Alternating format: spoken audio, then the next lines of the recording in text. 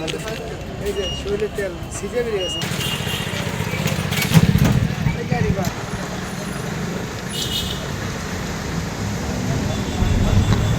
আনুমানিক রাত্রে 12:30টার দিকে 12টার পরে হঠাৎ করে বিকট শব্দ পেয়েছি, শব্দ পাওয়ার পরে আসলাম এখানে, আসে দেখি যে একটা অ্যাক্সিডেন্ট, ট্রেন অ্যাক্সিডেন্ট করছে কভার ভ্যানে। আপনার এই যে এই ড্রাইভার এখানে টুকরো হয়ে পড়ে রয়েছে, অর্ধেক প্রায় হাত নাই পাও নাই এরকম বিকট অবস্থায় পড়ে রয়েছে। পুলিশও আসছে, ঠিক আছে। আর এখানে রাত 10টার পরে আপনার থাকে না, এই যে লাইনম্যান থাকে না, ঠিক আছে। প্রায় এরকম সমস্যা হয়, ঠিক আছে এখানে। আর এখানে লোক ছিল 2জন, গাড়ির মালিক আর ড্রাইভার। গাড়ির মালিকরে আপনার মেডিকেলে নিয়ে যাওয়া হয়েছে, মেডিকেলে যাওয়া অবস্থায় মারা গেছে আর কি। আর ড্রাইভার এখানেই মারা গেছে, পুলিশ আসছে, লোকজন আসছে।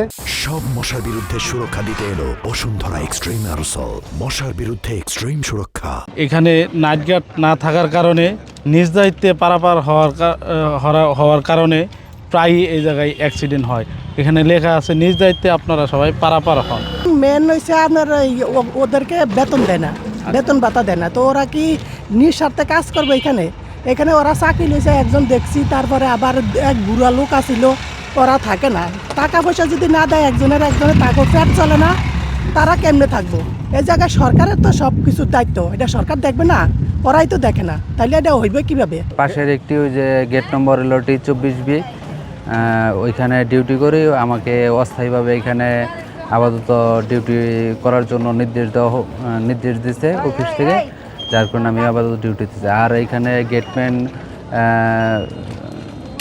জনসমুদ্র শুনলাম যে বেতন ভাতা ঠিকমতো না পাওয়ার কারণে তারা ডিউটি ছেড়ে চলে গেছে। আপাতত এখানে কর্মরত আছে একজন, শুনছি উনি তার 8 ঘন্টা ডিউটি করার পরে উনি চলে যায়, এবং রাত 10টা থেকে সকাল 6টা পর্যন্ত গেটে কোনো লোক থাকে না, যার কারণে রাত 11টা বা 11:30টার দিকে এই বড় ধরনের একটা দুর্ঘটনা হয়েছে। না আমাদের বেতন ভাতা ঠিকমতো হয় না, 2 মাস 3 মাস পর পর বেতন দেয়।